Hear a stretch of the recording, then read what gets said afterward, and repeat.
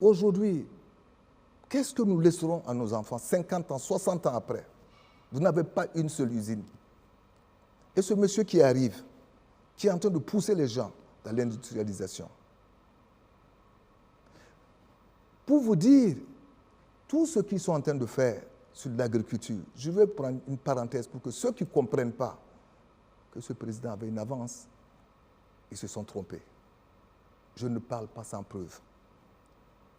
Aujourd'hui, nous sommes en train d'élaborer des champs pour des paysans, pour qu'ils puissent faire du maïs. Vous savez combien de conteneurs et combien de bateaux de maïs venaient pour faire de la bière au Burkina? Ce n'est pas un manque à gagner pour le Burkina? Nous parlons parce que nous sommes dans des situations où quand quelqu'un a quelque chose qu'il perd, un avantage qu'il perd, il en veut à tout le monde.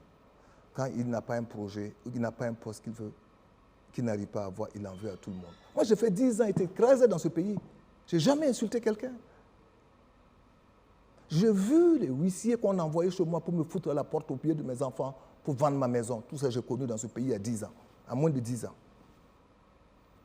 Il y a eu notamment ce projet Afritienté. Mais c'est pour vous dire, c'était dû à ça. Mais qui m'a soutenu? Personne. Mais vous pensez que si c'était aujourd'hui, j'aurais fermé?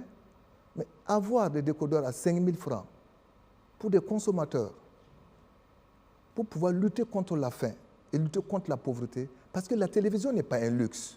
La télévision aujourd'hui est une nécessité pour pouvoir communiquer, pour pouvoir éduquer, pour pouvoir montrer qu'il y a des épidémies de maladies.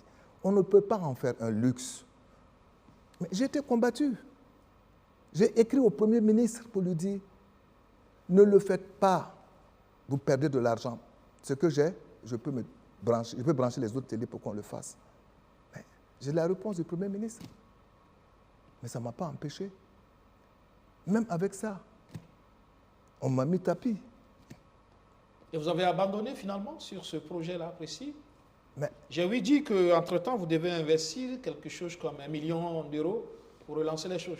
Aujourd'hui, je vous ai dit, il faut qu'on travaille avec cette nouvelle génération de jeunes, que notre indépendance alimentaire soit déjà le credo de tous les jeunes burkinabés.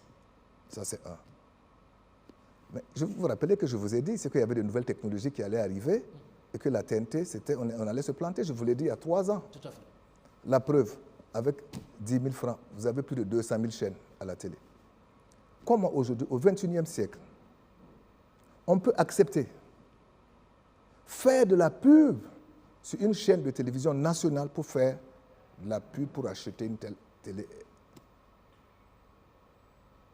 Et nous, à l'époque, quand nous faisions de la publicité pour nos décodeurs, on refusait.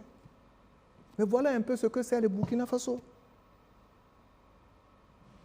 On peut payer pour un match de diffusion des millions d'euros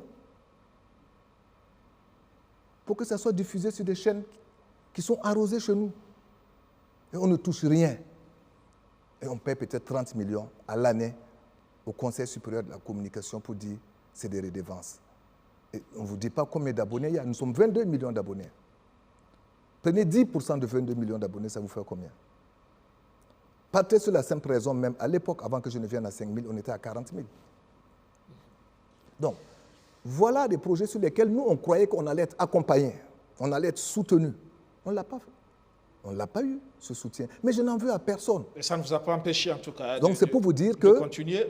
Aujourd'hui, si j'ai eu cette vision, c'est parce que tout simplement, j'ai vu un autre chef qui est venu avec une autre vision. Et ce que je peux dire aux jeunes, mettez-vous dans l'agro-business.